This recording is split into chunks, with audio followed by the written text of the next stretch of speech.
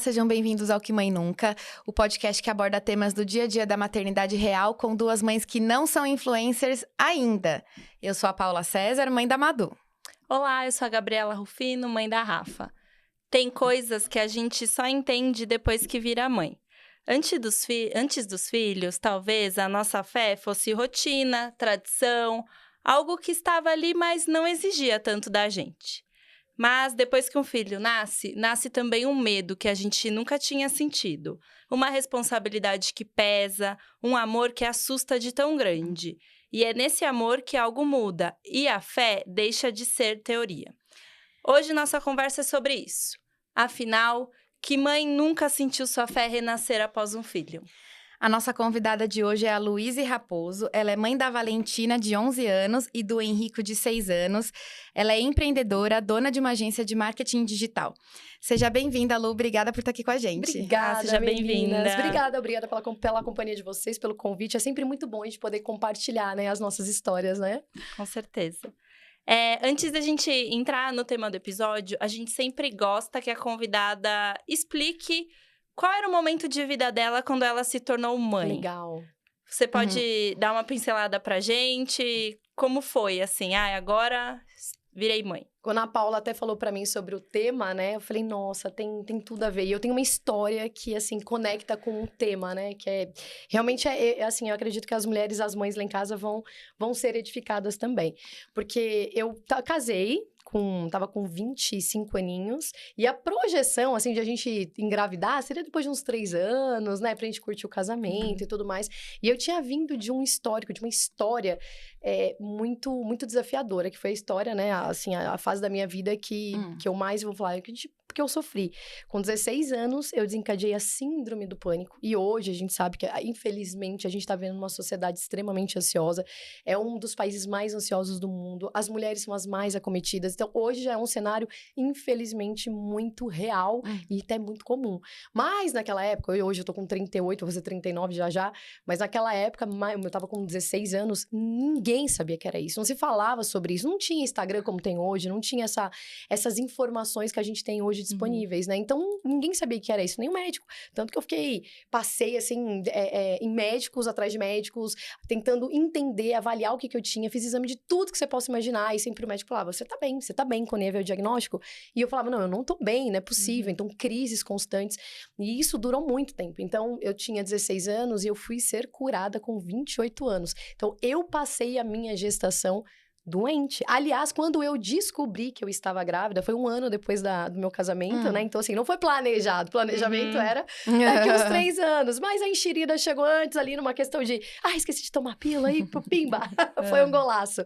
Só que eu tava muito mal, tava muito doente. E quando eu descobri, exatamente no dia que eu descobri que eu estava grávida, eu tive uma crise de pânico horrível. Mas você teve porque descobriu? Não, já desde os 16. Mas essa crise. Aquela crise, naquele momento, porque eu descobri. Olha que loucura, assim, era uma coisa maravilhosa. Eu tava muito feliz.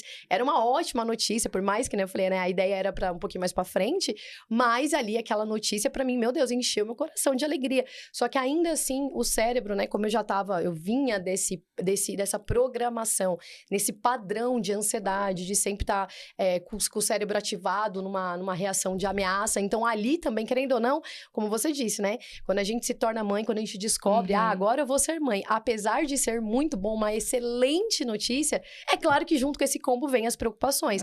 E acredito que naquela hora o meu cérebro identificou como uma situação de ameaça e eu tive uma crise de pânico assim que eu peguei. Eu descobri que estava grávida, uau. Fui pro médico para fazer o exame de sangue. Enquanto eu estava esperando o exame de sangue sair, né? Porque eu queria ter a certeza, não só aquele de farmácia.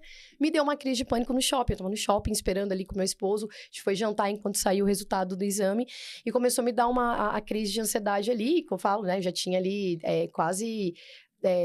12 anos que Mas eu você já... tomava algum medicamento contínuo? Não tomava nada. Não Depois, tomava se vocês nada? quiserem entrar nesse assunto aí, nessa história aí, eu vou contar pra vocês. Mas eu não usava.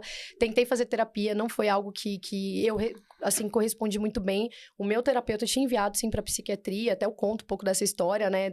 Quando eu tenho uma mentoria com mulheres e eu falo sobre a minha experiência com profissionais. Não que eu esteja dizendo que é ruim ou que não devam fazer, muito pelo contrário. A questão é que comigo eu acredito que tinha que ser algo diferente, uma história diferente. Hoje eu entendo isso, né? Então foram 12 anos por esse desafio. Só que foi algo louco, porque quando eu descobri que eu estava grávida, eu tive uma crise horrível, né? Como eu falei, tava no shopping, eu apertava a mão pro marido e falava: vamos logo, vamos pro hospital, eu vou morrer. Eu não conseguia respirar, eu vou morrer. Cheguei no hospital, meu oxigênio, eu tava assim, sem oxigênio no sangue, né? Porque tem aquela troca de ar quando você começa a hiperventilar por causa da ansiedade. Cheguei lá e não tinha oxigênio no sangue. E aí tive que, né, ali passar, depois de um processo, depois de um tempo, a adrenalina começa a baixar, o cortisol naturalmente começa a baixar, eu comecei a voltar. E aí ela falou: você tá grávida, aliás, você tá gravidíssima. E eu fiquei super feliz, e era um momento muito feliz na minha vida, mas ainda assim, teve esse episódio. E aí eu já vou logo direto, assim, pá, pum. Quando eu ganhei a Valentina, foi na mesa de parto que eu fui curada. Uma coisa assim, vocês acreditam em milagre? E a gente vai chegar lá, mas antes da gente chegar chegar no parto da Valentina. Antes disso tudo, antes de você descobrir mãe, antes de você ser mãe, não a descoberta em si, como que era a sua relação com Deus? Você sempre foi uma pessoa de fé, sempre religiosa? Minha mãe se converteu ao evangelho quando eu tinha 8 aninhos, então eu fui pra igreja desde muito nova.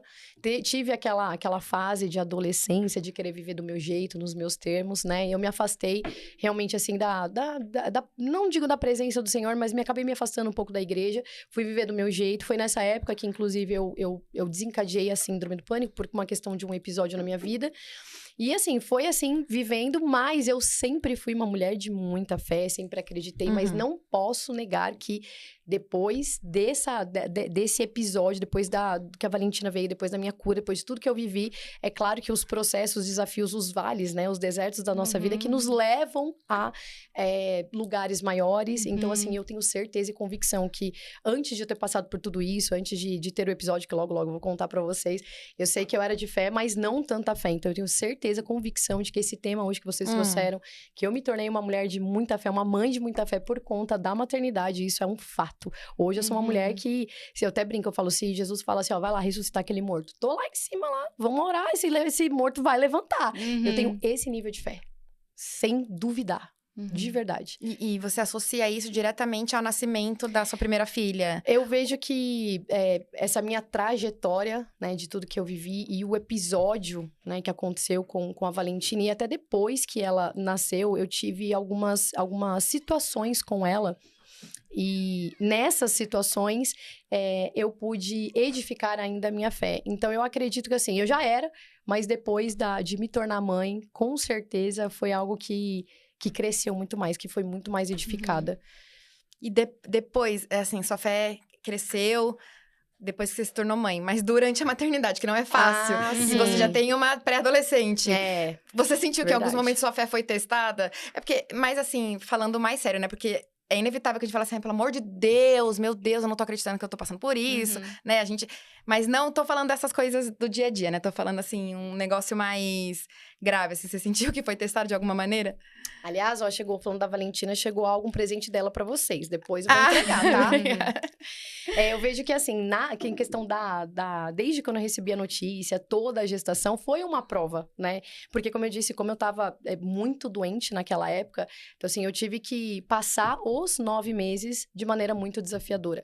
Como você falou, às vezes, não é questão de cotidiano, não. Foram questões, eu estava enfrentando uma dificuldade muito grande, né? Gente, saúde mental, ela influencia em tudo na sua vida. Então, assim, quando a gente tá falando... E gestante já tem, né, uma predisposição a ter, por conta de hormônio e tudo. Totalmente. Então, assim, já tem a questão fisiológica, biológica, mas tinha a questão ali já agravante, né, do meu estado emocional. Então, assim, foi muito desafiador. Tanto que depois eu me engravidei do Henrico de novo, foi completamente diferente. Então, assim, foi um momento muito maravilhoso. Mas por eu estar emocionalmente, né, doente, né, eu tinha ali esse grande desafio na minha vida. Durante toda a minha gestação foi, assim, de desafio em desafio, de querer entender por que comigo, né, e outra coisa... E você não podia tomar nenhum medicamento por eu conta não quis tomar. Ah, tá. Foi uma decisão pessoal mesmo, uma escolha pessoal. E eu estava em busca assim, puramente em relação com a minha fé. Eu, minha jornada, eu, o Senhor e a minha fé, e eu vou vencer isso. Eu tinha convicção de que eu ia vencer. Só pra vocês entenderem um pouquinho, foi... Quando eu comecei a fazer terapia, na época lá, eu tinha 16 anos, não sabia nem o que era, o que eu tinha, enfim. E aí eu fui fazer a terapia, com 2 meses de terapia, o meu psicólogo, eu não tava tendo melhora. Eu acho que, assim, talvez não tenha sido também uma escolha muito... Não foi uma escolha, foi a única opção que tinha. Era ali o meu vizinho, era quem meus pais conheciam. Não tinha, como eu falei, não tinha muita informação naquela época em relação a isso. Então, não foi aquela coisa de pesquisar um profissional. E eu acho que talvez eu não tenha caído na mão do melhor profissional naquela situação, né? E ele também acho que não tinha muito preparo em relação a isso. Como eu disse, era tudo muito novo, até pra eles era muito novo. Não se falava, não se nomeava. Se conhecia a depressão, né? Mas, assim, essas coisas de síndrome do pânico, o próprio TDAH, o autismo, são questões mais muito atuais, novas, né? Atuais, exatamente. Nenhum médico também tradicional sabia. Então, quando eu fui fazer a terapia, aí recebi esse nome, eu nem gosto de falar de diagnóstico, porque não é uma doença, né? É um conjunto de sintomas. E existe uma causa. Então, quando ele me disse ali, ele me deu um diagnóstico. Isso com quantos anos? Tava com 16. Eu fui procurar, tava com 17 já, porque já tinha passado uns meses, quase um ano ali, que eu tava ali enfrentando aquilo sozinha. No início, né? Não foi tão difícil, mas conforme vai passando, foi piorando, não foi melhorando. E aí eu fui descobrir sozinha, eu fui pra uma jornada, eu e Deus, e vambora. E quando ele me diagnosticou com a síndrome do pânico, 2 meses depois ele me passou pra psiquiatria, porque eu realmente tava tendo crises constantes, quase que todo dia, todas as madrugadas. E ele me passou na psiquiatria. Quando eu cheguei no psiquiatra, e que isso é muito comum, eu lido com mulheres que passam por isso todos os dias e elas falam, né? E como eu disse, não são todos os profissionais, não tô generalizando, mas a verdade é que, infelizmente, isso é uma realidade. Quando eu entrei no consultório, minha consulta demorou 5 minutos e ele nem sequer olhou pra minha cara. Eu cheguei lá, ele tava lá prescrevendo já, e aí ele me fez umas perguntas, eu respondi, ele me deu uma folhinha amarela, que é ali a prescrição. Controlado? Exatamente. E eu saí dali, assim... E de verdade, aí entra a questão da minha fé, né? Que quando eu saí de lá, eu falei, eu não quero embarcar nisso. Eu não quero tomar remédio porque eu sei que eu vou transferir a minha crença, a minha fé, a minha possibilidade, a minha esperança num remédio que eu sei que não vai me curar, porque eu já estava estudando muito sobre, né? Então eu rasguei, na hora que eu saí do consultório, eu rasguei aquilo ali, joguei no lixo. Eu falei, Senhor, agora eu e o Senhor. E a tua palavra me diz que se eu tiver a fé do tamanhozinho de um grãozinho de mostarda, aquilo é bem pequenininho, eu posso dizer para esse monte, sai daqui e se lança ali, ele irá. Então, eu digo pra esse mal que vai sair da minha vida, ele vai sair. Só que eu achei que eu ia acordar no dia seguinte curada, né? Isso, aí você tinha ainda, era os 17 anos. 16 para 17 anos. Durou 12 anos. E aí, né, a gente... Porque é sempre no tempo dele, né? É sempre no tempo dele. Eu tinha que passar por essa jornada hoje como mentora, que hoje eu tenho um propósito de vida. Hoje eu consigo entender que eu precisava passar por aquilo. E sim, o fato de ser mãe, a maternidade, ela fez parte de tudo isso. Como eu te falei, gente, eu fui curada. Aí você fala, como é que você foi curada na mesa de parto? Isso, agora conta essa história. Porque aí fala, onde que a maternidade entra em tudo isso? Tá, pra começar, seu parto foi marcado? Foi marcado. Eu não quero... Ai, gente, posso falar uma coisa pra vocês? Aí eu falo assim, olha, a mulherada que fala, não, parto normal. Parabéns pra vocês. Posso falar? O meu foi normal sem anestesia. Doida, o meu foi normal com anestesia. Não, parabéns, com anestesia, sem anestesia. Muita, eu falei, meu Deus muita anestesia. Muita Tudo anestesia que eu muito pude tempo, ter. né? Muito tempo. O estoque todo de anestesia. 23 horas pra parir a criança. O meu mas foi... com muita anestesia, graças a Deus. Não, mas a minha anestesia chegou... Depois de 18 horas em trabalho de parto, aí veio a anestesia. O meu foi 1h30. 1h30, nasceu sem anestesia. Assim. Espirrou. Ela pegou uma gripe, deu tempo de pegar a gripe. Não vou negar. Aliás, não vou dizer que não doeu. Meninas tenham parto normal sem anestesia, porque eu sofri muito, assim, doeu. E na hora eu falava assim, me dá anestesia. Só que eu tinha feito o bendito do plano de parto. Playlist de música que eu não ouvi, não escutei nada. Ouvi nada. E falei, não quero ser anestesiada, a menos se eu solicitar. Só que aí, chega um momento que eu falei assim, pelo amor de Deus, eu quero. Mas aí a minha obstetra falou, você tá indo muito bem. Se você der anestesia agora, você perde o lugar certo de fazer a força, né? E aí, eu olhei no relógio assim, e eles iam dar ocitocina.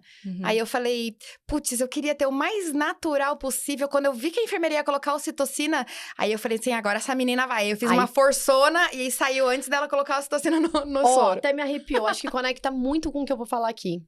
Porque é sobre esse momento. Esse momento. Toda mulher que passa por esse momento, por isso que eu falo, gente, você que é mulher, você que fala assim, ai, não quero ser mãe, não tenho vontade. Repense. Repense. Porque, assim, essa dádiva de se tornar mãe, desse momento, né? De amamentar, enfim, de viver esse momento, os homens nunca vão saber o que é isso. Porque é algo surreal, foi o que manifestou a cura na minha vida. Que nem eu falo, eu não transfiro a cura para minha filha, claro que não, minha fé tá em Cristo, Jesus me curou, mas aquele momento, né, o nascimento da Valentina foi a manifestação da minha fé, que eu já estava ao longo desses 12 anos, né, trabalhando, estudando, nessa jornada, nesse deserto. Uma hora a gente sai do deserto e entra no descanso, então... Mas no dia do parto você não entrou em crise? Então, já começou assim, quando eu acordei, já tava com tudo prontinho, tudo, e exatamente, eu queria até uma previsibilidade, então assim, eu decidi por fazer a cesárea, conversei com o meu médico. Então, ali no dia, acordei, já tava tudo arrumadinho, tava tudo certo. Só que, qual foi o primeiro pensamento? Alguém que está nesse padrão ansioso, que tem uma mente extremamente preocupada, a gente sempre tá buscando as coisas ruins que vão acontecer. Qual que foi meu primeiro pensamento? Ai, meu Deus, é hoje. E se eu tiver uma crise de pânico? Já começou.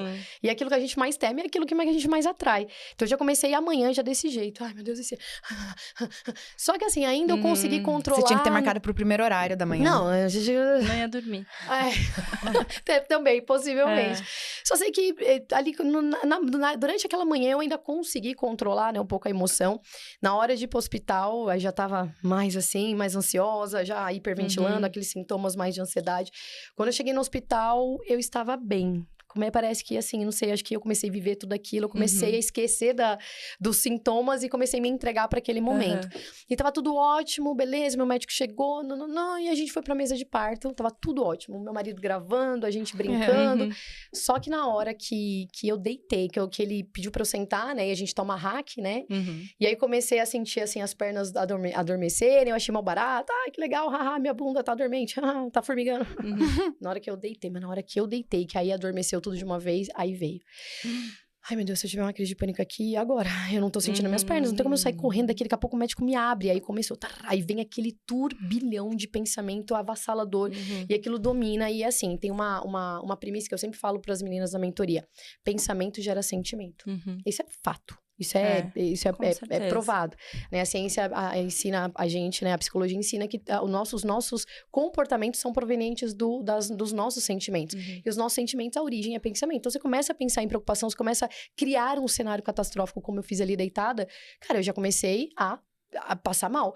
E meu médico sabia. E aí, eu falei, doutor, eu tô passando mal. Eu acho que eu vou ter uma crise de pânico. Ele, não vai ter nada, vamos conversar. Não, tentando tirar o meu foco daquele momento. Aí, o que aconteceu foi basicamente o que aconteceu com você. Eu fechei o olho. Sabe, vocês assistiram Crepúsculo? Sabe quando como é que chama lá o lobo lá, o Jacob? É o Jacob, né? Que ele vem correndo assim pra salvar a princesinha lá, que eu esqueci o nome dela também. E ele se transforma num lobo. A Bella, ele veio correndo e se transforma num lobo. Parece que eu me transformei numa leoa. Naquele momento eu falei, hoje não. Agora não. Porque meu sonho desde menina sempre foi ser mãe. E mãe de menina. Eu orei pra Deus, eu quero uma menina. Então era meu sonho, uma realização de um sonho naquele momento. Falei, hoje não. Hoje esse medo, essa ansiedade, seja lá o que for, emocional, espiritual, hoje não vai estragar o meu dia. Esse é o dia que Deus reservou pra mim, um dia especial, o dia mais que eu mais orei, que eu mais desejei em toda a minha vida. Hoje não. E naquela hora que eu fechei o olho, eu comecei a declarar isso. Eu falei, eu declaro na minha vida agora. Eu tô curada. Esse mal vai sair daqui agora, em nome de Jesus. E na hora que eu falei, sai da minha vida. Medo, ela ansiedade. Saiu também da sua barriga. Não, ainda não. Nessa hora ainda não. E aí, essa hora foi a hora que o Gil entrou. Na hora que eu falei, sai da minha vida, em nome de Jesus. O Gil abriu a porta. Parece que ele abriu a porta, ele entrou e esse mal saiu da minha vida. Quando o Gil entrou, ele falou, e aí, amor, como é que você tá? Eu falei, eu tô ótima. É claro que ainda eu estava com cortisol, adrenalina no meu corpo, eu tava ainda me sentindo... os sintomas ainda não tinham desaparecido, mas eu declarei pela fé, naquele momento, que era o meu momento, era a realização de eu me tornar mãe, a mãe que eu, né, a menininha que eu sempre orei, eu desejei, Deus tinha me dado aquele presente, aquele dia nada ia estragar. E naquele momento, acho que foi, assim, um acúmulo de fé absurdo, como eu fui juntando nesses 12 anos, e ali houve aquela manifestação. E, de fato, ali foi a última vez que eu senti essa coisa, esses gatilhos de vir em crise, né? né? De que eu ia ter uma crise. Daquele dia em diante, algo parece assim, eu falo de milagre, porque eu acredito realmente no milagre, mas se a gente for olhar, eu estudo muito neurociência, essa parte de psicologia, é claro que ali foi construída uma nova via neural, porque antes eu nunca conseguia controlar uma crise, ela me controlava, e chegava, assim, eu ficava de uma maneira tão, assim, exacerbada que quem estava perto de mim entrava em pânico junto comigo. Tipo, meus pais, minha mãe chorava, minha irmã era pequenininha na época. Toda vez que eu tinha crise, todo mundo entrava em pânico junto. E, na época, até meu psicólogo era aqueles 2 meses que eu fiz terapia, ele era meu vizinho. Minha mãe, por 2 vezes, no meio da madrugada, 3, 4 horas da manhã, apertou a campainha do meu psicólogo ali. E eu estava no meio da cozinha dele, ele lá. Luiz, qual é seu nome? Então, assim, só pra você ter uma noção, pra uma mãe pegar uma filha e apertar a campainha do vizinho pra pedir, pelo amor de Deus, me ajuda, era desesperador. Então, naquele momento, eu aprendi, aconteceu esse milagre, eu falo que se manifestou com uma nova via neural dentro do meu cérebro, dizendo, você consegue controlar isso não te controla mais. E a partir daquele dia, nunca mais eu tive uma crise de fato. Teve, assim, situações que... mas isso sempre vai ter, né? Principalmente quando envolve filhos e mãe, e a nossa, às vezes, incapacidade de controlar o que acontece no mundo, a gente sempre vai ter algum momento, uma ansiedade, ou ficar nervosa, né, com alguma coisa, isso é inevitável. Mas apesar desses sintomas quererem virem, né, e antes vinham e desencadeava a crise, hoje não mais. Hoje eu já estou curada, já tenho aí mais de... a Vavá tá com 11 anos, já tem 11 anos que eu celebro o nascimento dela, ela fez quarta-feira passada, então quarta-feira passada eu celebro também a minha cura. Dali pra diante, claro que assim, foi cada vez mais aperfeiçoando, depois de 4 anos eu desenvolvi, eu nem imaginei que um dia eu ia cuidar de mulheres nesse sentido, depois de 4 anos da minha cura, Deus me presenteou, assim, eu entendendo meu propósito, e hoje eu tenho esse propósito com as mulheres, mas assim, foi algo surreal, e eu celebro, assim, aquele momento, aquela fase, aquela hora, como a hora que houve aquela grande manifestação, e a partir daquele dia eu nunca mais fui aquela mulher de antes, né? Hoje eu tenho fé, como eu te falei, sem brincadeira, não é figura de linguagem, não. A fé para ressuscitar um morto. Mas eu acho que é isso, é a maternidade isso, né? A maternidade traz uma nova vida pra gente. Traz. A gente nunca mais... A gente sempre fala que, teve um episódio que a gente fez, é o corpo de antes, né? Nada vai ser como antes, absolutamente. Nada. E tudo bem, nada que bom, é uma nova antes. fase, né? É uma nova vida. Então, naquele momento, a sua vida ficou pra trás. E com ela ficaram as coisas ruins também. Exatamente. Aí começou uma nova jornada aí, maravilhosa. Depois veio o Henrico. E agora a gente tá pensando se vai ter mais um, né, amor? Olha! De tão bom que é a maternidade, mulheres têm muitos filhos. Quantos vocês têm? Você tem só uma? Eu tenho só, uma, e eu sempre falei que queria ter 3, agora... Bora! Mas também vai ser, né, a gente já falou isso em outras vezes também, por mais que a gente se programe, ou por conta de trabalho, vou esperar um pouco, ou então agora não é o momento, ou então, eu queria agora, mas... Por outros fatores não dá, então eu sempre falo de novo com a questão da fé, assim, vai ser quando Deus quiser. Cara, é isso. Se a gente for ver o Henrico também, o Henrico foi numa situação semelhante da Valentina. Eu tava trocando, eu ia parar de tomar anticoncepcional pra usar outro método, e também acabei engravidando. Então, assim, é aquilo que eu falo. E hoje a gente tá na mesma situação. Mas a empresa tá crescendo, não sei o quê, mas sei lá, mas que a gente tá no momento agora que...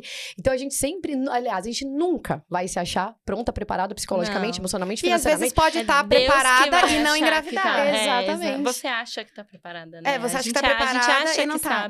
Como teve casos de pessoas que era improvável que engravidasse, e aí, do nada, a pessoa engravida, sem fazer tratamento, sem fazer nada. Então. Né? Ou a pessoa fala assim, não quero ter filho, aí... se depara grávida e depois ainda se questiona como eu falei que eu nunca queria ter filho, porque isso é a coisa que eu mais amo na minha vida. Exatamente. Então é sempre quando Deus quer, né? E eu até falo que além de ter mais um biológico, eu quero a gente quer adotar mais uns 2. Meu Deus!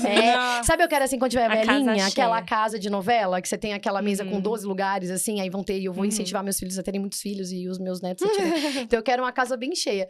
E aí eu falo que essa questão da maternidade é tão maravilhosa, em questão, né? A gente não consegue separar maternidade e fé. É uma coisa que caminha junto, né? Não tem como. E eu acho que toda essa questão, né? Amor, fé, maternidade, isso salva vidas. Assim como a Valentina, né? Veio ali e trouxe junto com ela a manifestação daquela cura. Eu também sei que a gente como mãe, né? Nesse amor e com essa fé, a gente também consegue transformar a vida de outras crianças, né? Que não tiveram a mesma alegria dos nossos filhos. Então essa é um desejo que eu tenho no coração. Oro a Deus para que Deus prepare a oportunidade, né? E toda a situação para que a gente possa poder manifestar isso também. E você, a sua fé, você disse que é muito forte e tal, mas teve algum momento que você questionou Deus, assim, diante de alguma dificuldade? Até nesses 12 anos em que você ficou tendo as crises de pânico, teve algum momento que você falou, Sim, e por até que eu, assim? Então, essa é a pergunta, porque se eu era da igreja até, né, ali desde novinha, é uma coisa que eu acho que mulheres talvez que cristãs, assim, né, que segue ali uma jornada ali, às vezes, de servir na igreja, de estar muito ali presente, né, na obra, são mulheres, e como eu falo, como eu cuido de mulheres, normalmente são mulheres cristãs também que se conectam comigo por conta dessa questão da fé, né, porque eu fui curada com base na verdade, a verdade é a palavra de Deus, e eu falo que todo problema tem cura, independente se é físico, se é emocional, Jesus morreu na cruz para nos salvar, para livrar o nosso corpo de toda enfermidade. Então, eu digo que a cura tem nome é Jesus. Então, as mulheres se conectam muito comigo, as mulheres cristãs, né? E muitas delas também se passam pela mesma situação que eu passei, que é estar na igreja, fazendo um monte de coisa, servir na igreja. Eu era líder de teatro, líder de mulheres, líder de não sei o quê, eu fazendo a obra, estando na igreja, pertinho de Deus, mas por que eu não sou curada? Por que eu oro pelas pessoas? Por que outras pessoas são curadas? Por que eu ajudo outras pessoas, mas eu não consigo me ajudar? Por que eu não sou curada? Então, é claro que nessa jornada tem muitas dessas quedas, né? De falar, por que eu? Por quê? Por que eu não? Por que o Senhor não me cura? Porque, inclusive, até... não sei se vocês assistiram aquele seriado The Chosen, né? Que tem um dos discípulos, o André, que ele tem uma deficiência na perna, né? Na Jesus série. não cura ele, né? Exatamente. Então, ele tá andando, curando todo mundo, e aí ele pergunta pra Jesus, por que você me curaria? Ele falou, claro, Jesus ele tem poder pra curar todo mundo. Mas aí é interessante, né? A resposta de Jesus dizendo assim, se eu te curaria, você seria mais uma história de milagre, assim como tantas outras que eu tenho feito. Mas o fato de você me servir ainda na dificuldade, isso é uma história única. Então, assim, era isso que me mantinha a cada dia, né? Sabendo que era a destra de Deus que estava me sustentando todos os dias. Mas é natural, é humano. E eu acho que é compreensível até da parte do Senhor a gente ter esses dias de queda, sabe? De falar assim, de eu desejar que Deus tirasse. Eu nunca quis, eu mesma, tirar a minha própria vida, me atentar contra a minha própria vida jamais. Mas, assim, eu pedia muito pra Deus. Tinha dia que eu falava, eu não aguento mais essa dor no peito, eu não aguento mais esses sintomas, eu não aguento mais estar aprisionada, que é uma prisão. E eu falava, me leva daqui, eu quero ir morar com o Senhor no céu, me leva daqui. Eu queria muito. E porque às vezes eu acordava, assim, a gente tem que agradecer e por você mais falava um dia. antes de ter sua filha, né? Antes de Porque ter minha depois que filha. filho Não, nasce, você mantém nunca aqui vai pra falar. sempre. Por Jamais. problema nenhum que você tivesse. Jamais. Não me tira daqui, né? Quero ver meus filhos crescerem, quero ver minha filha entrando numa vestida de noiva, mas antes eu pedia, e era assim, e eu sempre fui uma mulher de muitos sonhos, até hoje sou, cada dia eu acordo com um sonho novo, mas eu desejei, tipo assim, quando a gente passa por esses desafios, a gente deseja, a dor, não é que a gente não quer viver, a gente quer acabar com a dor, né, com o sofrimento, e eu falava, Deus, pelo amor de Deus, eu não quero mais, eu não aguento mais, eu não quero mais sofrer, eu não aguento mais sofrer, me tira daqui, me leva pra morar com o Senhor, onde não vai ter dor, sofrimento, enfim, então assim, foram dias, anos, né, não foram dias, 12 anos é muito tempo, é muito tempo, então foi uma jornada, tipo assim, entre altos e baixos em relação à fé. Mas pra depois... você chegar onde você tá hoje, Exato. né? E assim, só agradecer a Deus. Lu, como que você vive a fé no dia a dia com seus filhos? Como que você passa essa questão de espiritualidade e de fé em Deus pra eles? Tem algo muito materializado. Se eu for falar assim, a gente pode, né? Eu posso filosofar, trazer contexto, mas eu vou falar de uma maneira muito prática, até pra vocês entenderem. Na minha casa é proibido falar 5 coisas.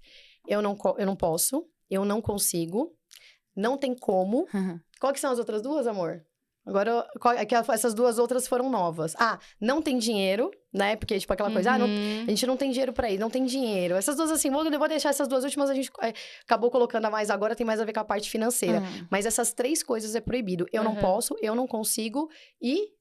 Não tem como. Não tem como. O eu não quero pode, né? Eu não quero é uma decisão. Agora, não tem como, gente. Tudo é possível. Então, assim, essas 3 situações lá em casa é proibido. Eu não deixo eles falarem, sair da boca deles essas frases. Porque eu não posso, você tá colocando em xeque a capacidade que Deus colocou em você. Você pode todas as coisas. E isso é em Cristo. A nossa fé não é sobre... Quando a gente entende que Deus nos capacita para boa obra aqui na Terra, não existe não posso. Não existe não tem como. Não existe eu não consigo.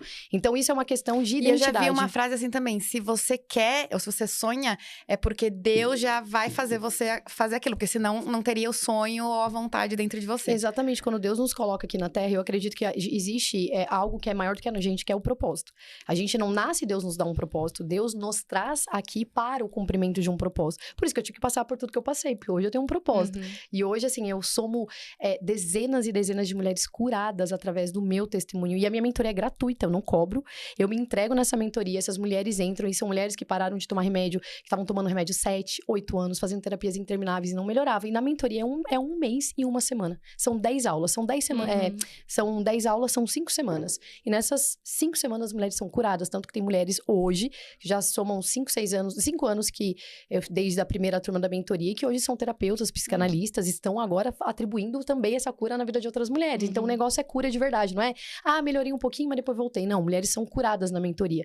Então, quando eu vejo, assim, que Deus nos faz para um propósito, Deus, ele não é incompetente. Deus, ele é perfeito e a obra dele sempre é perfeita. Nós somos imperfeitos, mas nós nos aperfeiçoamos nele.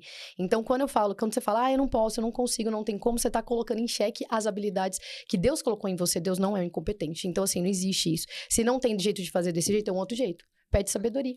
Pede pra fonte a sabedoria, você vai ter um outro jeito de fazer. Não tem como, não consigo, não existe isso. Deus não é incompetente, ele te deu todas as capacidades, as habilidades. E ainda tem uma parábola dos talentos na Bíblia que fala assim, né, que Deus deu talentos a cada um, e pra uns ele vai dar 1, outros ele vai dar 5, outros vai dar 10. Só que a questão é que se a gente souber usar os dons e talentos que Deus nos deu, ele se agrada em nos abençoar e nos dar mais, multiplicar os talentos. Então é isso, então multiplica o que você tem. Você quer outro talento? Usa o que você tem, o recurso que você já tem. E Deus vai te abençoar com novos talentos. Então, não existe não tem como, não consigo, ou eu não posso. A gente pode todas as coisas. E isso é uma manifestação de fé. Porque a grande maioria fica com medo.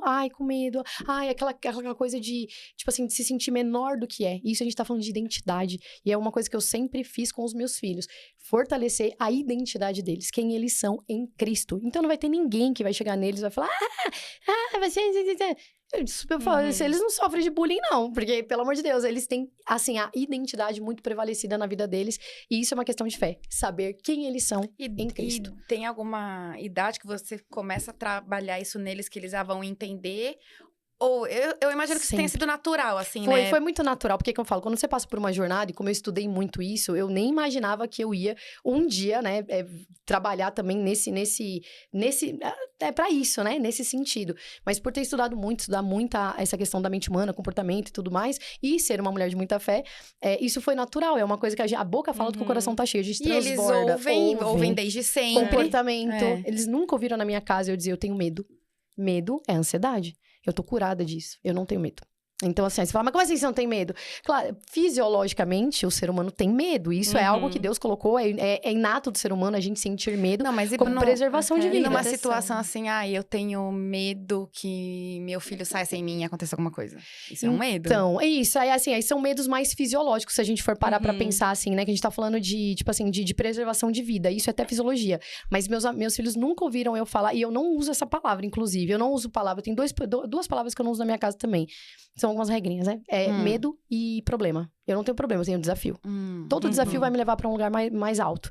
E medo, aí que eu falo, além do medo fisiológico, que esse sim é natural e esse é bom, que faz a gente olhar, né, de um lado pra outro na rua pra não morrer, né? A gente não comer o que não pode. Enfim, esse é um medo fisiológico positivo que nos preserva a vida.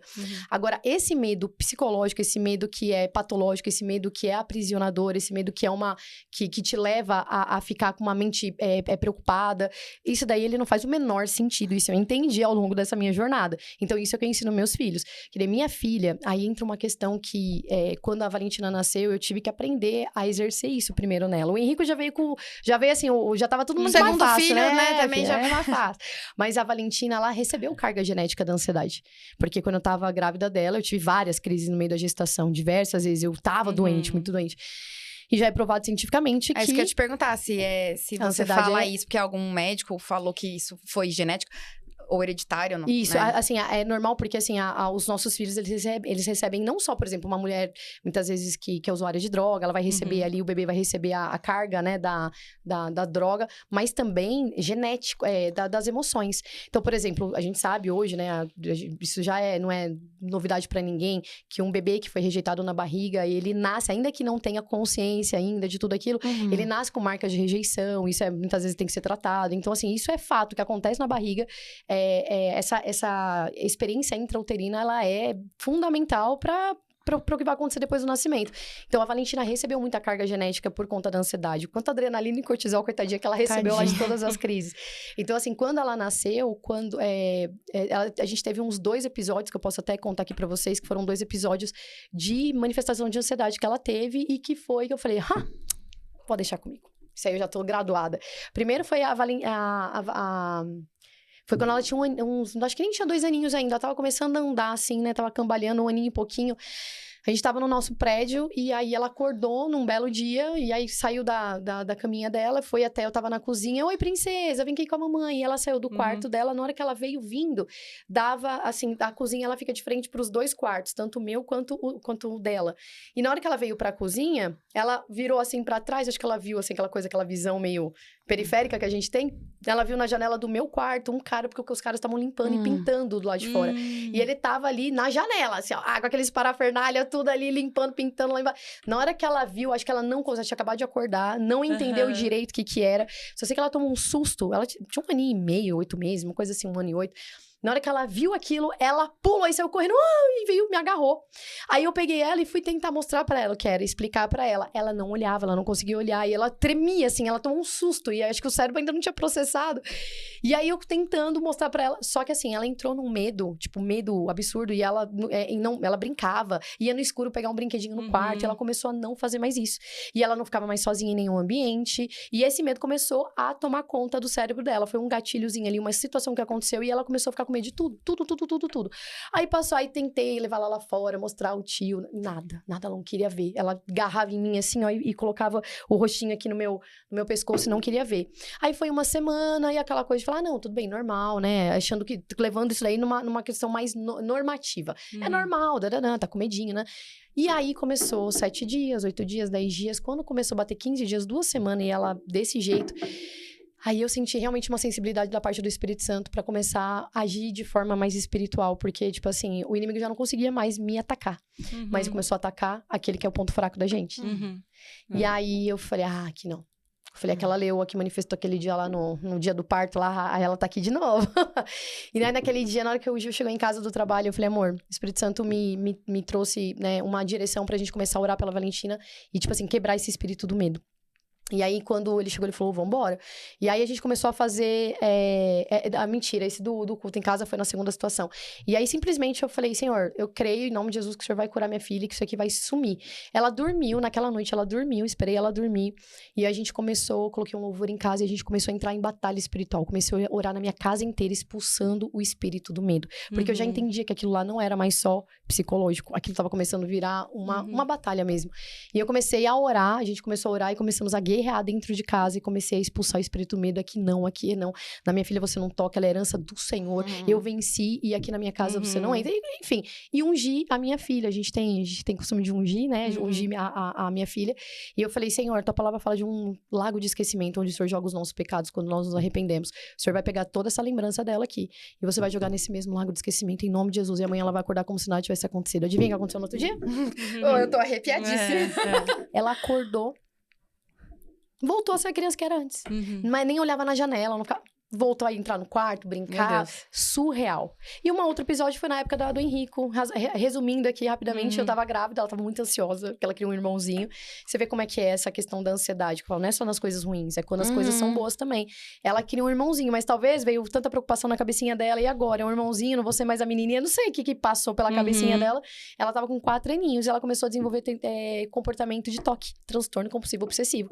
Então, assim, ela ficava abaixando a calcinha o tempo todo, dizendo, mamãe, acho que tá suja, mamãe, tá suja. Ela ficava engolindo toda hora, passando a língua nos lábios o tempo todo. Então, assim, foram comportamentos que começaram a vir como compulsão. Porque a ansiedade faz isso, né? Você começa a externar essas compulsões. E aí, eu já tinha reparado isso, tava achando meio estranho, que eu falando, os primeiros dias, ainda como não é um padrão, né? Você vê um comportamento diferente, você fica assim... Ou então achando, tá querendo chamar atenção. Exatamente. Você vai pensar em qualquer outra coisa. Aí, na escola, também me mandaram um aviso dizendo sobre isso, sobre alguns comportamentos repetitivos. Eu falei, já sei, isso é toque. Falei, então vamos... Aí comecei aí como ela já tinha 4 aninhos, já era maiorzinha, a gente incluiu ela dentro desse processo de cura. Então, a gente começou a fazer cultinho dentro de casa, a gente começou a orar, eu comecei assim, realmente mostrar pra ela, explicar pra ela, eu comecei a falar sobre a ansiedade, sobre os comportamentos, ou seja, eu fiz ela ganhar consciência daquilo que ela estava fazendo, comecei a falar sobre, aí começou essa questão da identidade, aí acho que foi aí mesmo que eu comecei a entender a importância de a gente realmente instalar a identidade nos nossos filhos desde quando é criança, porque até os 7 anos a gente tem... Tá informação. E tá informação. 7 anos você definiu, a criança definiu a identidade dela. Então é nesse tempo aí que a gente tem que fazer a nossa parte. Você não pensou em nenhum momento antes, assim, deixa eu levar na pediatra pra ver se a pediatra dá uma homeopatia pra melhorar isso, ou umas gotinhas de floral? Gente, que eu falo aqui, eu falo que cada casa tem a sua cultura, a sua regra. Que eu falo, eu me tornei uma mulher de tanta fé, que, tipo, lá em casa, se você vê, às vezes as mães têm, né, a farmacinha, né, tem um monte de coisa lá. Você tem um altarzinho. Eu tenho, meu Deus, lá, e o meu olhinho ungido. Gente, eu tenho uma Nebacetin, um gelol que já acabou, ele tá até vencido, coitado, porque nunca usa. E aí, só que eu não tenho medicamento, eu não tenho nada. Meu filho não sabe nem o que é vomitar. Não sabe nada, assim, é todo dia crendo. Eu falo da questão da Covid, tipo, eu tenho, assim, certeza que não, né? Porque a gente orou tanto em relação a essa época da Covid e tudo mais. Falei, se a Covid entrar em contato com a gente doente vai ficar curada. Mas a gente não vai ficar doente. A gente teve contato de pessoas, assim, eu não... Pode ser, tá? Pode ser, mas assim, eu duvido, porque somos 4 em casa. Cara, a gente ter pegado a Covid e todo mundo ter sido assintomático... Não é possível. Então, assim, eu desfruto dessa fé. E os meus filhos, como voltando aqui pro tema central de hoje, né? Os meus filhos me ajudaram muito, porque experiências que eu tive com eles nessa questão de fé, né? Tipo, de manifestar, orar e ver que a oração de uma mãe tem muito o seu efeito, tem muito poder. A gente é autoridade espiritual sobre a vida deles. Então, cara, cada experiência que eu tive com os meus filhos, essas 2 com a Valentina, sabe? Depois desse tempo, a gente fez uma semana com esse cultinho em casa, e a gente ali, eu ministrando sobre a vida dela, falando sobre a identidade dela. Cara, uma semana acabou. Começou a diminuir, até que sumiu. Então, assim, eu ter vivido tudo isso, certamente com os meus filhos, me trouxe... E o que você quer, assim, que seus filhos mais aprendam sobre Deus, assim? O que você faz questão de passar? Alguma coisa que falar, não, eu fiz minha parte, assim. Olha, eu acho que... Nossa, é tanta coisa, meu Deus, tem tanta coisa tão importante, assim, que eu tento passar pra eles, mas... Eu acho que o mais importante é sobre a presença. A presença é o nosso maior presente. Então, assim, apesar de tudo e todas as coisas terrenas aqui, apesar de tantas coisas boas que a gente tem pra desfrutar aqui, absolutamente nada vai se comparar com a presença do Senhor. Não há outro lugar melhor pra estar do que na presença do Senhor.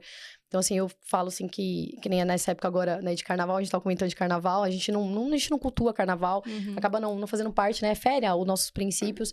E aí, uma coisa que a gente foi pra uma vigília, né, o nosso ministério, ele faz uma vigília, sempre no carnaval a gente faz uma vigília. Então, começa às 11 da manhã e vai até às 4 da manhã. E os meus filhos vão, participam, acordados estão ali. E aí, é o que eu falo pra eles sobre hoje, é isso, eu acho que sobre a presença, sobre a gente entender que o padrão do mundo é mas que a presença do Senhor, ela não se encontra nesses lugares. A presença, ela está em nós e é nós que devemos cultuar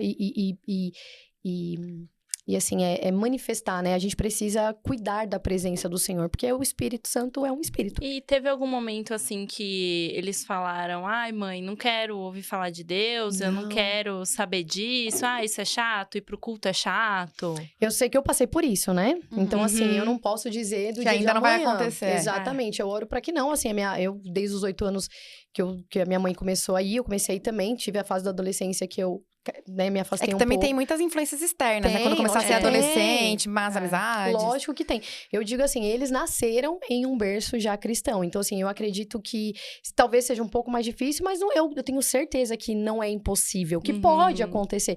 Mas eu tenho a certeza também de que eles sabem quem eles são, de que eu coloquei algo, porque a palavra de Deus fala isso, a psicologia também, ela reforça e ela comprova que tudo que a gente faz até os 7 anos, nesse período de identidade, cara, é decisivo pra, tipo assim, quem você vai ser enquanto adulto. Então, eu sei que eu fiz a minha parte de instruir e de implementar dentro da vidinha deles, do coração deles, essa vida, né? A Bíblia fala que ensina o caminho na criança que deve andar, que ainda quando for velho não se desviará. Então, pode ser que eles façam escolhas erradas e que eles vão ter que, né, assumir as suas consequências. Provavelmente farão, né? E tudo bem, sabe por quê? Tudo bem porque isso vai fazer parte da história, né? Assim como fez da minha também. Da vida deles. Então, tá tudo bem. Mas o que eu acredito de fato é que a minha oração tem poder de que hoje eu vejo que ontem a gente tava, meu filho ganhou um presentinho, uma bíblia, que é do Minecraft. Tem história, mas é tipo tudo isso, tudo com o desenho do Minecraft, ele ama, né? Então, ali a gente lendo e eu lendo pra ele, cara, ele, tipo assim, eu passei pelo Jardim do Éden, passei pela Arca de Noé, passei pela Torre de Babel e a gente tava lendo sobre Abraão e Isaac. Cara, ele gabaritou todas as histórias, eu contando pra ele, já sei, aí aconteceu isso. Então, assim, ele sabe, né? Ele sabe as histórias. Minha filha também, assim, é uma sensibilidade, ela tem um pudor com 11 aninhos, assim, sabe? É aquela coisa que a gente vê que se diferencia de muitas vezes do padrão do mundo. Então, eu sei que, assim, graças a Deus, com a ajuda do Senhor, não é sobre mim não, mas sobre ele, sobre a capacidade e a sabedoria que ele tem dado, a gente tem feito um bom trabalho em casa. E é isso, a minha oração é para que eles não conheçam o mundo. Mas se acontecer, se for da permissão da parte do Senhor, eu sei que Deus vai estar ali sempre com os olhos atentos sobre eles. Eles vão voltar. Eu acho muito bonito falar que a mãe tem autoridade espiritual sobre os filhos, né? Eu lembro quando a Madu nasceu, eu ainda no hospital, ela nasceu de madrugada e eu fiquei praticamente, acho que 24 horas sem dormir, eu não conseguia dormir, porque eu só conseguia ficar olhando pra ela e chorando, só que não era depressão, não era nada, era só que eu olhava pra ela e eu acho que assim, eu rezei umas 30 Ave Marias, eu só ficava olhando pra ela e falava assim, obrigada, meu Deus, obrigada, meu Deus, e tipo, as lágrimas caindo e eu, obrigada, Deus, obrigada. E um episódio que ela ficou internada, que ela é muito alérgica à picada de inseto. Nossa. E ela tomou uma picada no olho, só que a gente não sabia que era uma picada. Não dava nem pra ver, ficou tão inchada. Fomos foi na véspera de Natal, levamos ela no hospital de olhos, aí fizeram tomografia e veio um diagnóstico que não era assim, era uma picada. Ela falou assim que era celulite pós-septal com risco gravíssimo de perda ocular. Meu Deus Foi do que céu. me falaram por telefone. Aí eu fiquei muito desesperada.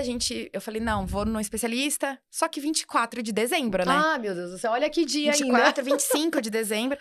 Enfim, depois a gente internamos no Sabará. Só que ela tinha que ter ficado em jejum, e aí já tinha almoçado, enfim. Ficou 2 noites no hospital e eu dormindo lá com ela. E eu lembro que eu só chorava. Ela lá já tava melhor, né? Já tava com antibiótico na veia. No final, assim, um dia depois, já tinha reduzido e vimos que foi uma picadinha. E aí, eu só sabia agradecer. Mas, assim, o tempo que eu tava lá, as 2 noites com ela, era só chorando e rezando. E depois rezando de agradecer, né? Que, tipo assim, graças a Deus não era nada de grave. Assim, eu também sempre fui uma pessoa... Eu sou católica, né? Sempre, assim, acompanhei missa, fiz primeira comunhão. Tem a sua vida ali, sua fé em Cristo. Só que é aquela questão, quando você tem um filho e você tá numa situação que não tem o que você fazer... Você se apega num nível que... Você só tem a Deus pra recorrer, pra pedir e depois pra agradecer, né? Exatamente. Porque é bizarro o sentimento nosso de incapacidade em algumas situações. Assim, não tem como a gente recorrer a não ser a Deus mesmo. Exatamente. Ele é o nosso refúgio, a nossa fortaleza. E para uma mãe, é um socorro bem presente no dia da angústia. É isso mesmo. É para onde a gente corre no momento do desespero. E a gente precisa se policiar para correr também nos momentos de alegria. Exatamente. Esse aí que eu falo. É sobre isso que eu quero ensinar, né? Que você perguntou. É sobre saber que a presença é o nosso maior presente. Não só no dia da tristeza, não só no dia também quando tá tudo bem, mas é saber que esse é o nosso maior tesouro, é a presença dele. Então, assim, seja em qualquer dia, em qualquer momento, sobre a gente preservar a presença dele. Ô, Luiz, mudando um pouquinho de assunto, você fala que você cria seus filhos para que um dia não precisem mais de você. Eu falo que mãe boa, mãe e pai bom é aquele que se torna indispensável o mais rápido possível. Mas isso é um desafio. Eu acho super desafiador, assim, como assim? Você é minha filha, você não tem que ficar sem a mamãe. Não, porque não aceito isso. Não aceito. Ela é tóxica. Ela é tóxica. Aqui a gente fala sobre maternidade tóxica. Ela é tóxica. Ai, tá me contido. Gente, eu falo, é verdade. Isso já também é mais do que provado, né? A psicologia tem mostrado cada vez mais, né? Que a maternidade que muitas vezes... Cara, vou dar um exemplo aqui. Eu duvido que vocês não conhecem alguém, vai. Só não pode falar o nome, hein? Aquele marido de uma amiga, né? Que é aquele bebezão que não saiu da saia da mãe ainda, que não cortou o umbigo. A gente conhece. Cara, fala a verdade. Todo mundo tem uma amiga que tem um marido assim. A gente conhece alguém assim. Que é aquele meninão de 40 anos que não cresceu, que não, né? Então, e qual que foi o problema? Não foi o problema de uma mãe que falou, não, filho, vai se virar, faz isso, ok, vai ter que aprender. Foi uma mãe que, ai, meu pintinho fica aqui debaixo da asa da mamãe. E o cara não cresce, velho, vira um bunda mole. Você entendeu? E aí vira, tipo assim, casa. E aí se torna o filho mais velho dentro de casa. Eu já vi também situação com mulher, né? A filha menina nunca casou. Nunca casa. Porque não vai casar pra sair da casa da mãe. Exatamente. Então, assim, você vê que os maiores efeitos colaterais não é de uma mãe que, tipo, e aí, meu filho, bora. E aí, vambora, filho. Você tem que se aprender a ser independente, vamos resolver seus problemas. Os maiores problemas são dos filhinhos pintinho debaixo da asa da mamãezinha. Então, assim, de verdade, eu entendo. Eu já fui criada assim também, né? Claro, minha mãe e meu pai, eu sei que meu pai fez de tudo. Meu pai foi aquela família tradicional, né? O pai que sai pra caçar e traz de tudo, do bom, do melhor. Eu só agradeço, assim, que eu falo, se eu tive uma escola particular, não precisei trabalhar pra pagar faculdade. Eu fui a Patricinha, né? O papai pagou tudo. Filhinha de papai. Filhinha de papai, convênio médico dos melhores. Então, assim, eu sei que meu pai ralou muito pra isso. Meu pai também sempre foi empreendedor. Também a minha veia empreendedora veio disso, depois depois vem a próxima sucessão. Então, assim, eu sei que meu pai trabalhou muito pra isso. E minha mãe foi aquela que se abdicou também, né? Trabalhava antes fora, mas se abdicou pra poder cuidar da família, das filhas e tudo mais. Então, assim, eu sei que eu tive um pai e uma mãe que fizeram de tudo por nós, né? Que é o que você fala, depois que que um filho nasce, os planos mudam, né? Sempre gira em prioridade também. Mas fizeram tudo por vocês e não para vocês. Exatamente. Meu pai sempre foi, assim, esse cara que eu falo, eu tenho essa veia empreendedora, eu tenho convicção que foi por andar com meu pai, caminhar com meu pai, estar sempre com ele, vendo, fazendo as coisas. Com 14 anos, na época que ainda o cartão... Vocês lembram? Quantos anos vocês têm, meninas? 35. Então você também, Gabi. 34. Então acho que vocês lembram. Lembra da partezinha lá do cartão de crédito que botava e fazia assim a maquininha crack? Vocês não lembram? Que passava assim. Não. Eu lembro que passava... São meninas, eu tô quase 40, né? Tem uns anos a mais. Acho que esses anos a mais fez diferença. Eu lembro que passava assim, Não, vocês não têm noção. Antigamente, depois vocês pesquisam isso aí no daqui a pouco os nossos filhos ainda sabem que é cartão. Mas daqui a pouco não vai mais ser cartão, vai ser só o celular. Exatamente. É assim, ó, era uma maquininha que tinha que colocar um papel que era carbonado. Você colocava o cartão, porque o cartão era alto relevo. Aí você assinava, não era? Isso, aí você tinha que pôr o cartão naquela maquininha. Aí você vinha com um negócio, era tipo um carrinho, você fazia crack. Porque aí na hora que você fazia isso, ele espremia o cartão e meio que transferia os nomes. Relevo, e aí a pessoa assinava aquilo ali. Eu era dessa época. Então, assim, pouco se usava cartão e cheque. Mas meu pai, com 13, 14 anos, quando meu pai tinha loja, meu pai sempre teve confecção de roupa, e naquela época ele tinha loja.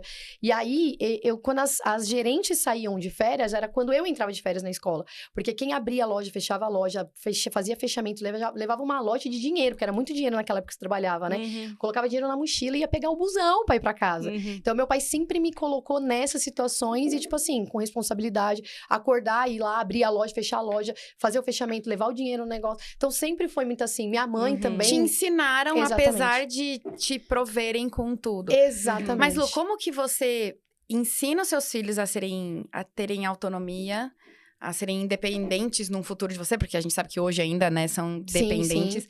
Mas como você ensina isso sem parecer que você é fria? Largada, né? Que é a mãe largada aí, vai. Ou fria, assim, que não se importa. Sim. Porque, ai, nossa, por que você não faz isso pra sua filha, coitadinha? Sim. Não. Sim. Então, eu vejo que... até uma coisa que você falou, eu acho que esse é o segredo do negócio. Não é sobre só ficar falando, é sobre você agir de forma tão natural que seus filhos entram dentro desse contexto, né? Então, assim, não é uma coisa que eu fique falando. Não, vai, você tem que fazer porque você tem que aprender, porque você tem que... Não é assim. É sobre você já colocar dentro de uma regra, de um contexto dentro da sua casa, as situações que fazem eles entender que, tipo... Cara, você tem que ser esperto, você tem que ser ligeiro, você tem que ser independente, você tem que... A mamãe não vai ficar fazendo todas as coisinhas pra você, não. É bom que seja assim, por causa da sua identidade, por causa do seu desenvolvimento. Então, por exemplo... Hoje eu peço pra Amanda assim, filha, pelo menos, guarda seus brinquedos, né? Ela não guarda, ela é folgadinha, deixa assim, você sabe, né? Mas assim, não guarda... Aí eu tenho, assim, se você não guardar os brinquedos, então, a gente tem uma cachorrinha, né? Maluca. Sim, eu conheço ela. É verdade. Assim, ela vai comer. se você não guardar, eu não vou tirar daí, você vai perder. Eu falo, Madu, você tem que cuidar, no mínimo, né? Ela tem 4 anos. Sim, Então, sim. assim, o mínimo que eu espero é que você cuide das suas coisas. Sim. Porque se você não cuidar, ninguém mais vai cuidar. Mesmo assim, ela é folgadinha. Mas, assim, hoje é o que eu acho que eu posso dar né? Ou então eu falo assim, se troca sozinha. Você já sabe se trocar? Se troca sozinha. Sabe o que olha, eu acho que testa isso em casa, de novo. Cara, eu vejo assim que a identidade, o destravar da identidade é uma coisa tão poderosa que resolve 98% dos problemas de toda a humanidade. Então, o que eu faço? Eu falo que eu reforço a parte positiva. Cara, você faz isso numa criança, ele se sente o super-homem. Então, por exemplo... Nossa, Madu, você guarda os seus brinquedos tão bem. Exatamente. Mas aí você vai falar da identidade, não do comportamento. Você vai falar assim, ó, eu falo, filho, você não é... Exatamente. Filho, você não é assim. Você não é esse menino que faz a mamãe, sabe, assim, ficar cansada porque tem um monte de coisa pra fazer porque vocês não ajudam em nada. Muito pelo contrário, você é um menino obediente, organizado, bondoso. Você faz o que tem que ser feito. Aí ele se enche daquilo. Ele não vai contra aquilo, entendeu? Então, quando você reforça a identidade, sempre fiz isso. Quando a Valentina, eu vou falar, a Valentina, por conta dessa questão que eu contei pra vocês, ela tinha muita... e teve um outro episódio também, depois de mais velhinha. A gente se mudou, ela encasquetou que o vizinho do lado ali... Uma vez eu e meu marido, a gente é bruto? É bruto. Eu cresci só com menino, com primo, eu sou bruta, eu não sou delicada. Aí eu e meu marido um dia brincando de lutinha, eu socando ele, pá, ele pegou, me jogou no sofá, assim, brincando, aquela coisa doida. Aí a Valentina pirou, falou, mãe... Tinha um menino, tava olhando na janela, eu tenho certeza, se ele chamar a polícia, ela tinha, sei lá, uns 6 aninhos, assim, e sei lá, ele chamar a polícia e prender você, um papai, que não sei o que, ela entrou nessa paranoia, criou essa ideia, e, tipo, e começou. Aí eu comecei a ver que, tipo, ela tinha uma mente muito preocupada, extremamente preocupada, veio lá, muito provavelmente veio dessa questão genética. Então, assim, foi muito trabalhando essa questão da identidade dela. Filha, você não tem que se preocupar com nada. Você tem um pai e uma mãe que são adultos, você tem papai do céu que tá olhando todas as coisas, nada acontece por acaso. Então, foi sempre trabalhando, não assim... porque muitas vezes a gente quer fazer com barganha, né? Tipo, faz isso se não isso. Ou então com ameaça. Se não fizer isso, não faz isso. Cara, a gente tá tentando... Hashtag fica a dica, não façam isso, que é o que eu faço, mas eu tô aprendendo agora. Sabe por que não funciona? Porque a gente sempre vai estar trabalhando na questão de comportamento. Quando você tenta trabalhar comportamento, lembra da regra. Essa regra, se você entender... Sair dessa live aqui, live não, doida, do podcast. Sair desse podcast com uma coisa aprendida, pra você nunca mais esquecer, já vai resolver vários problemas na sua vida. Pensamento gera sentimento, sentimento gera comportamento. Toda vez que a gente quer arrumar comportamento, a mulher que tá gordinha quer ir pra academia, vai lá, contrata um ano de academia, vai um mês depois para, porque ela tentou resolver comportamento. Não é comportamento, muda aqui, destrava aqui, muda a sua mentalidade, sejais transformados pela renovação da vossa mente. Então, a renovação da mente sempre transforma a vida. Então, toda vez que você quiser resultado real, verdadeiro, transformação, não ataca no comportamento, nem em si mesma e nem nos seus filhos. Ataca na identidade, no pensamento. Você vai falar com eles em relação ao que eles pensam sobre si. Quando você faz isso, acabou, tipo, porque o comportamento vai ser levado por consequência do pensamento que tem. Então, reforça uma identidade positiva. Porque, de fato, o não guardar o brinquedo, o ser desorganizado, é uma questão de hábito, é uma questão de mau hábito. Quando você fala, você não é assim. Você é uma pessoa, você é uma criança boa, você obedece a mamãe, você não entristece a mamãe, você é um menino bom, você é uma menina boa, você é organizada. Filha, faz isso, nananana. Então, assim, você ataca nesse sentido. E lá em casa é tudo assim. Aí eu começo a elogiar, ele já... E é engraçado que, assim, isso começa a fazer parte de uma nova programação. Porque eles mesmos, o Henrico guarda todos os brinquedos. Ontem foi a diarista em casa, limpou, deixou tudo organizadinho, e hoje ele tava brincando com o brinquedo e largou no sofá. E eu falei, brinquedo no sofá? Ele, é mesmo, mãe, desculpa. Então ele já catou e já levou. Então, assim, ele entende que, poxa, consultoria gratuita, né? Você passa um dia lá em casa? Eu ia falar, agora tá dando nosso tempo, a gente meu Deus, passa tão rápido. Mas pra gente fazer, talvez, se você topar, um episódio 2 sobre criação de filho. Opa, legal, legal. Gostei. Aí nesse a gente falou bastante de fé, a gente faz uma continuação. Uma coisa mais prática, né? Depois sobre criação de filho. Posso então deixar ia falar pra meninas, você agora. Olha só, vocês vão ter que dividir. Eu falei pra ela que elas vão ter que dividir, ó. Vou entregar pra vocês. Abrem aí, vê se vocês gostem. Aí conta. Por enquanto a gente abre aqui, vai contando aí. História o que é. aí. Gente, influência é tudo. Influência é tudo. Então, assim, meu pai foi empreendedor, eu virei empreendedora. E a Valentina, com 4 aninhos, quase 5 aninhos, começou a empreender. Come, vai, come. Quero ver. Ó, esse é da Valentina, então. Da Valentina. Pipoca Dolce Gourmet. Vita. Dolce Vita. @Dolce Vita by Valentina. Quantos anos? 11 agora, Hoje ela fez 11, quarta-feira passada. @Dolce Vita By Valentina, gente. Isso. É pipoca gourmet? Explica aí o que é gourmet. pipoca O que gourmet. aconteceu? Eu vou contar rapidamente aqui a trajetória da minha princesa. Como é que foi? Dona Valentina, com 4 aninhos, a mamãe empreendendo, vovô empreendendo, todo mundo empreendendo. Mamãe, quero vender pulseirinha na escola. Começou vendendo pulseirinha na escola. Começou a ganhar o dinheirinho dela lá, aí o Henrique também, aí depois eu conto o Henrique. Valentina começou com a pulseirinha e tudo mais. Daí ela foi pra Brigadeiros, quando ela tava com uns... Ela tá com 11 agora, acho que com uns 8, 9 anos ela começou a vender bolo, brigadeiro e Tá, começou... mas quem fazia? Ah, então, ela tava ali, aí por isso que veio as pipocas. Ela fazia, mas eu ajudava muito, por quê? Porque eu tinha medo. E aí, me fala. cheiro é bom mesmo. Essa é de quê? Essa é de chocolate? Essa é de chocolate. Peraí, deixa eu ver a reação. Não, mas o cheiro é muito bom também. Gente, e aí, amei. aprovado? Muito. Parabéns, Valentina. Você tem mais dons que eu. Arrasou. E aí, Muito a boa, Vavá, adorei. eu ajudava ela em que sentido? Eu tinha medo do brigadeiro, né? Porque ainda não tinha aquela desenvoltura, né? Pra mim, porque o brigadeiro começa a ficar durinho, tudo.